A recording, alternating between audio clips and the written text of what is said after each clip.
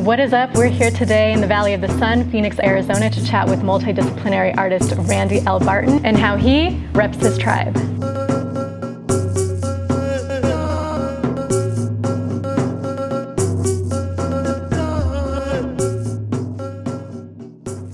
What's up, Randy B, Randy Boogie, aka Randy L Barton, aka Universal Mankind. What? You know that. That's what's up. Yup, Universal Mankind. What's happening? What's up? What you got going on right now? What's the life of Randy B looking like these days? Well, currently we're here. I'm painting this mural. As you see, we're finishing. It's about like 70% done. And because of the pandemic, I fell back a little. And I'm doing more stuff, more designing than I am painting right now. So. Dope. Yep. Dope. So tell me, what's the Universal Mankind about? The Universal Mankind. That's funny that you call me that. That's a name that was given to me that I named myself back in like 1997. But I used to tell people it's all about seeing the soul of the universe, right? One cannot be universal, S-O-U-L, until you can see the soul of the universe. And mankind, in my in Dine language, so balashklat, it means the five-fingered spiritual beings, you know. So I use that as the mankind part, being as a universal, you know, spiritual being on this earth. So I added all that together, and that's how I came up with the Universal Mankind. Dope. That's dope. So native tribe. What's your tribe? Dine. That's how we say it. Also known as Navajo. It comes from a Spanish term, but not really sure. Our tribe ourselves don't identify as that, but most people know it as Navajo. But it's known as Dine, the people. Translates to the people, you know, from my tribe. The people. We come from northern Arizona, Four Corners, you know, New Mexico, Arizona, Utah, Colorado.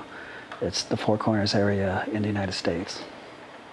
So you were born in the Four Corners area? Yes, I was born in a tiny town called Tuba City on the reservation. And what was that like growing up? Did you grow up on the reservation? I grew up on the reservation, okay. Yeah. I grew up with dirt floors.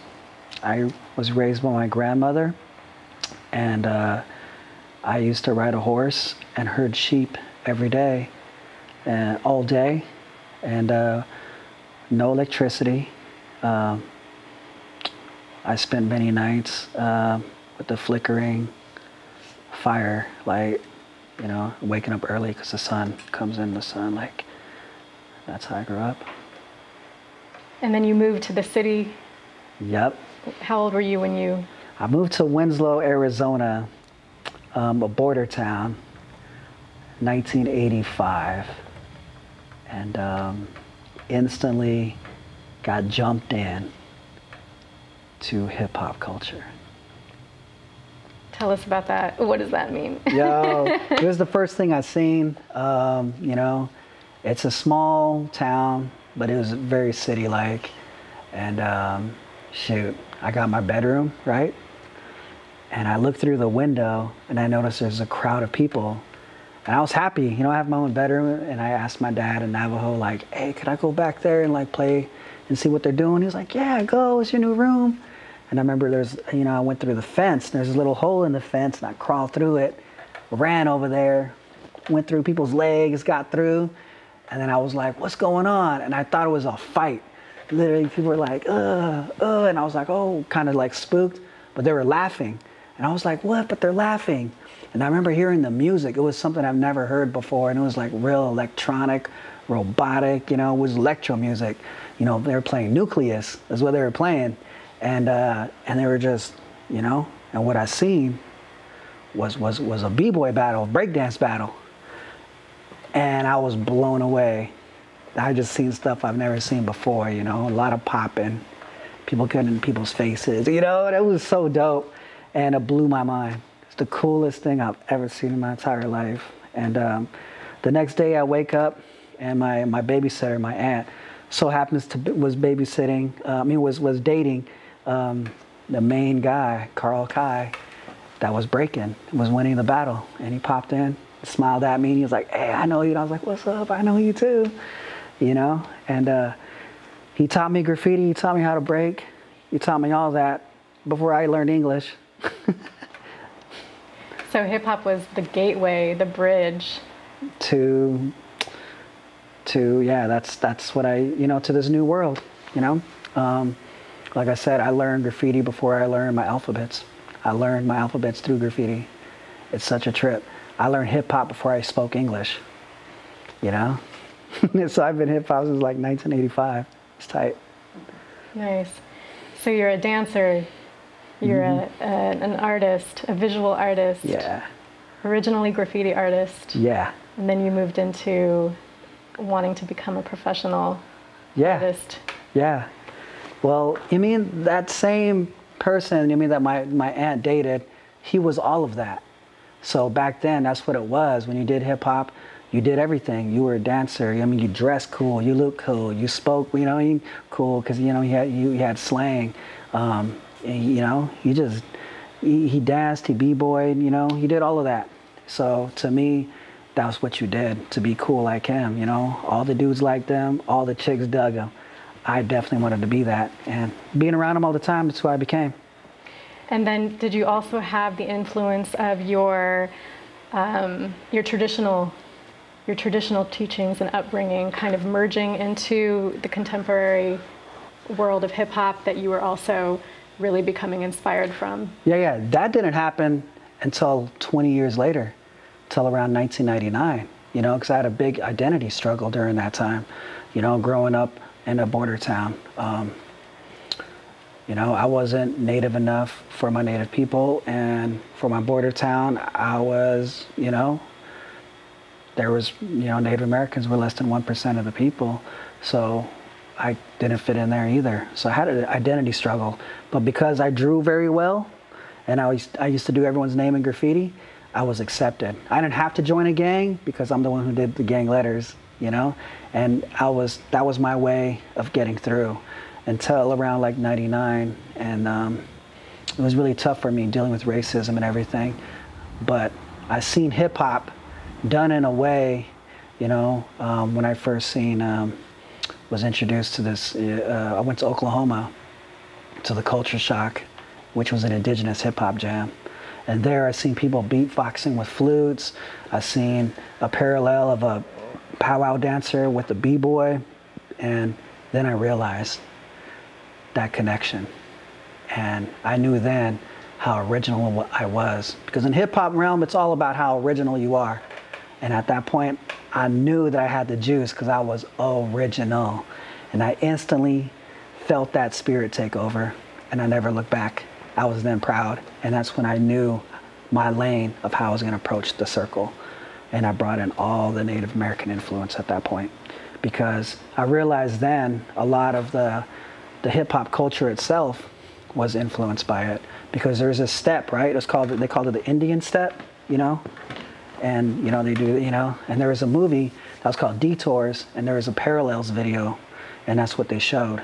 And then hearing people, Popmaster Fable talk about fashion and all that, and how it was inspired by Native American fashion tribes and stuff. So I took it, That's dope. Yeah. So being taking on art later on, both as a hobby and then professionally, I'm wondering, what is the first painting that you ever created? Ooh, this was, officially being I'm an artist.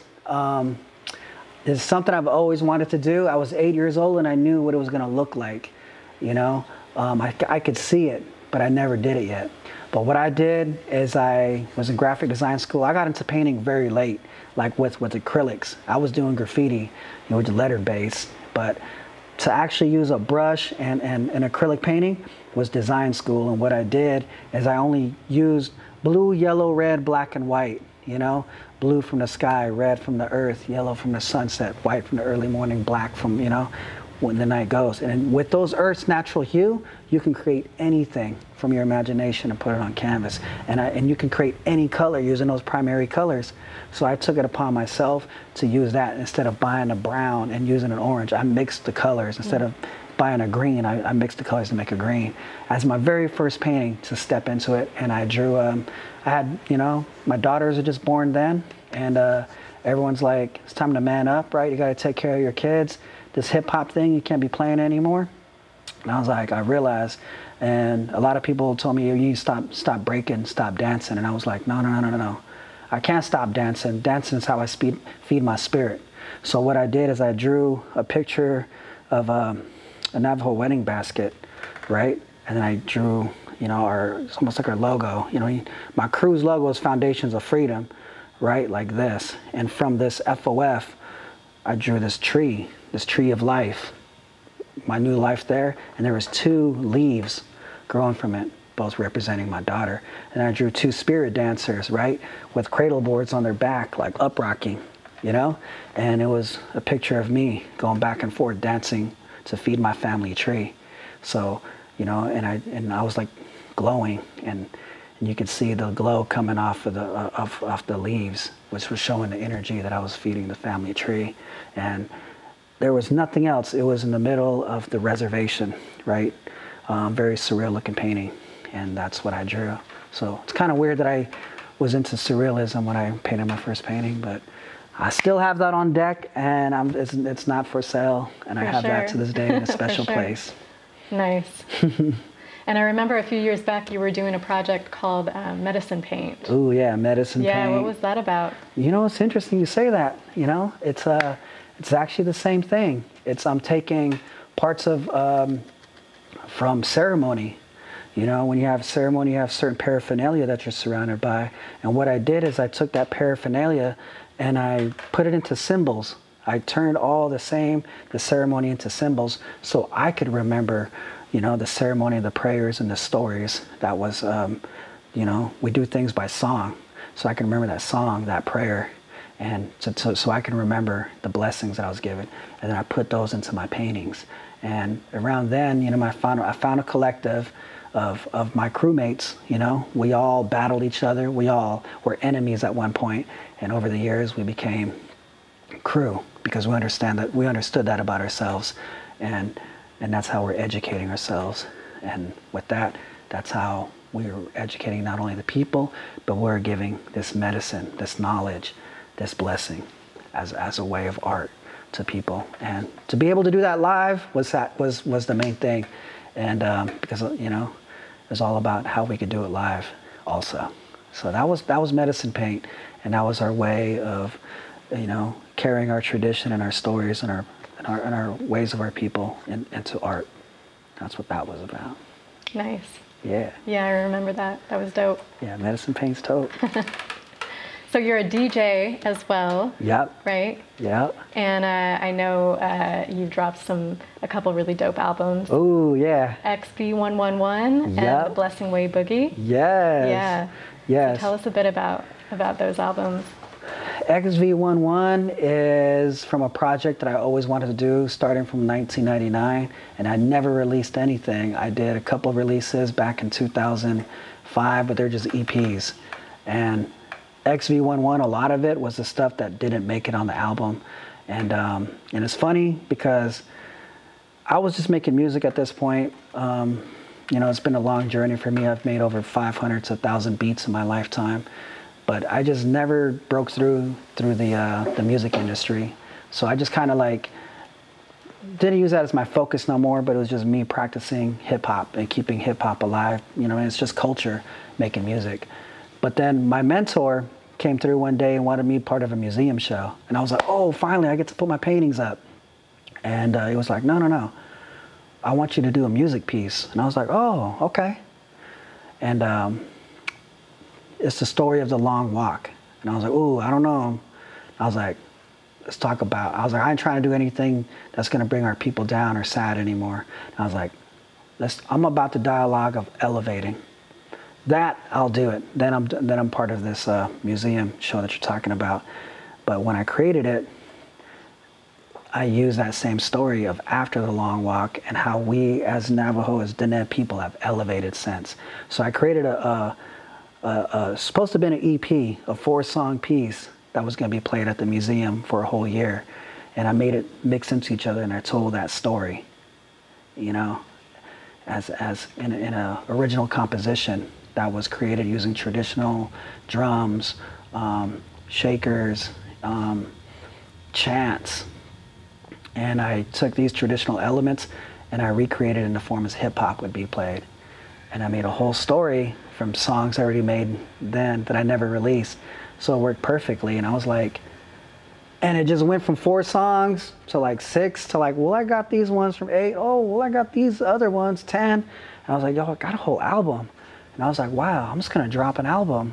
And then I was like, it doesn't make sense to drop an album and then go back and release all this other material. And I was like, I think I could do it. So XV11, which translates to the letter R, 18, 18th letter. Shout out to Rakim for that one, you know?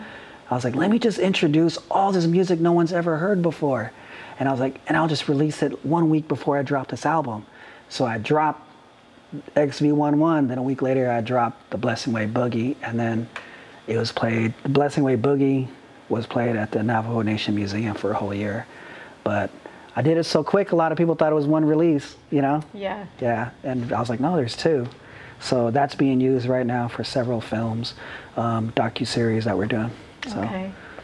Yeah. So I have to ask you, if you were booked for a really short set, a really short DJ set, and you could only play 5 songs in that set, what would they be? What would it be? Wow. That's a really good one. If I'm not playing my music or other people's music? Other people's. Other people's music, I would probably definitely, I don't know how it's, yeah, you know what? It's not going to be a crowd pleaser. I would definitely play Peace, Prosperity, and Paper by by Tribe Called Quest, and off the High School High soundtrack in 1997. I would play, I would definitely play Common Sense. I Used to Love Her. That has a big, you know, place in me. I would definitely play DJ Shadow, Introducing, any one of those tracks, you know what I mean? I would drop that in there, and I would definitely play Mos Def, My Umi Says, you know, just these things represent certain parts of my life, and I would probably start out the whole thing with the intro of Nucleus, Jam on Revenge, you know, because that was my first tape I ever got as a kid. That's it. I will crush it. I will let you know everything about me and what this culture is about within those songs. Nice. Bring them back full circle. Oh, yeah. Nice. Definitely. Dope. Dope. So what keeps you inspired, Randy B? What keeps you going? What keeps me inspired is seeing other people being inspired. I constantly have to be around people and creators that are doing something, people creating their music out. It doesn't even matter on what level. As long as they're doing it live, I love it. And when I see a certain street performer, you know, just on the corner needing to get money, I mean, when they're doing something, I give $1, I give them their attention. It makes me smile, you know. Kids, when you can watch them in the mall, when they're tired of shopping, they're just out like, you know, especially people doing TikTok dances, you know, I'm like, yo, let's get it. That inspires me. So it doesn't even matter when I'm very in tune with the local underground scene, especially hip hop, and I watch them create. I just got to be there for 10 minutes and see anybody just being expressive like that and not holding back inspires me. And then, you know, with my own art, I'm constantly like watching videos, documentaries of my favorite artists. You know, that's what keeps me inspired. Nice. So you're a dancer, a DJ, an artist. You've also done some fashion design in the last few years. Yeah, it's fresh to death. Yeah. You know, fashion is it's how you represent yourself, you know. You can say a lot by like, hey, this is me, without, you know what I mean? Obviously, you know, we got paint on our pants and stuff. It's like, oh, you paint? You into painting? Like, yeah, this ain't just on there for fashion. It's like, I really do paint. You know, and depending on how I am for that, you mean for that day, that's what it is. I dress for these places, you know, I dressed accordingly to where I'm at. You know, we went to the Low Rider Super Show. I'm dressing up in 90s, you know, it's fitting the whole aesthetic of that culture. You know, you go to a B-boy jam, I'm coming through with the original Cazals, you know what I mean? Like, foxtail, you know what I mean? Kangools. I'm looking fat laces, big gold chains. I'm capturing that flavor of the original b-boy. You know, sometimes you go to an art show, I'm gonna come through, I'm gonna wear the hat, hand painted, you know, jewelry, you know, Native American jewelry to an art show, you know, because that's conversation pieces. You know, we go to a basketball game, I'm gonna throw some throwback like jerseys, you know, my favorite type of Jordans, you know, like I always love to do that and set the tone and show what I know about fashion. And because everything has a story, fashion has a story. So it adds, you know, being a creative. To me, it's number one on the list. You know what I mean? That's how you represent. So tell us where you like to shop. Where I like to shop. I definitely love to support the local hip hop creators. Anyone, my friends that are making clothes, I always buy my favorite piece from what they put out. Definitely, because that's where it all started. Local before it can become global. And, but now, I mean, it's like past, present, future. The concept, past, the concept of just, you know, being native, fresh to death, the idea. If you look at native wardrobe, it's beads. There's, you know what I mean? There's feathers that they've earned. There's medicine tools that they carry. There's layers upon layers. You know what I mean? The way they roll out, you know what I mean? They'll have moccasins, even stressed up here, that you put on. It protects you from snakes and cactus, you know, and the debris. But they do it in a way where it's stylized, you know, with their jewelry. And all of this has meaning. Every little thing has meaning.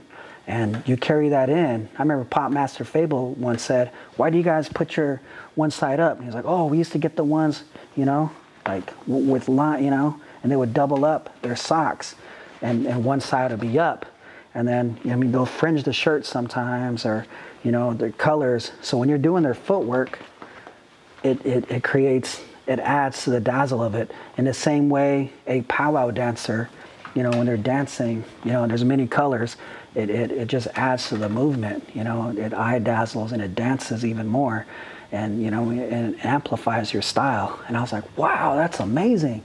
That b-boy culture, I mean, that b-boy style is inspired by like powwow, you know, dance styles too. And I was like, interesting, that's so dope. And there was a point when I started really representing the culture at that point, and our certain brands, and I used to, you couldn't get my stuff here, you know, like, so I supported brands from the East Coast, very into the culture, East and West actually, like P&B Nation, there for the culture, you know, Wild Style Technicians, there for the culture, you know, Tribal Gear, you know, they were for the culture, Echo Unlimited, you know, Mark Echo ended up going on to create Complex, you know, which brings us, you know, ComplexCon, which brings us to this current day. And then, of course, I'm into the hype brands, the collaborations with Air Jordans, and you know, the whole hype thing that's happening, you know, the Cause and Off-White, this and that. So now, you know what I mean, which leads me to the future, you know, the stuff I like, you gotta have a little paper to get that. Yeah, I love the Gucci, I love the Louis, I love the Off-White, I love their collaborations, you know, like, and seeing how hip hop is in those realms now, you know what I mean, it's in that sphere, and how it's changing their aesthetic and the game and the consumers, you know. So I love shopping at hype stores. Locally here is 151 in Arizona, you know, and you start getting into these fun collaborations, and you start following designers. Shout out Kanye, you know. I think that's where everything opened up for me. And then A$AP Rocky, how he mixed it, you know, mixed the hood with high fashion. And it brings into the Virgil Abloh, which is probably my favorite designer. But yeah, you know, I definitely follow my brands. And as part of hip hop, you know, hip hop, you have the dance element, you know, the dance b-boying. You have the art, you know, graffiti, street art. You have the music part, making beats and DJing. You know, you have the vocal part, which is MCing, poetry, rapping poetry. And then you have the business side of things, you know. You have the fashion side of things. You see what I'm saying? And then you have the teaching, the actual community part, where you share all this with the culture by throwing events. And that's kind of like how, you know, and beatboxing, the you know, the meta, bass, and breath part of it, you know. But these are the elements, you know. For sure. Nice. Well, I'm always excited to see what you're producing, yes, what you got going on, and I'm excited to see what else comes out of you. Couple more questions. Let's go. One of the things I've heard before, which I thought was dope, was, you know, how as a human, what are you going to leave behind after you pass? What is that artifact that you leave behind? One of the most important things we can leave behind is an artifact. So I want to know what you would leave behind. Any of my paintings that I create are made to withstand the test of time and to be here forever. I would love to leave things behind that my ancestors left behind. The exact same things, you know. Arrowheads, I would love to cast arrowhead jewelry, and, you know, the tools of war.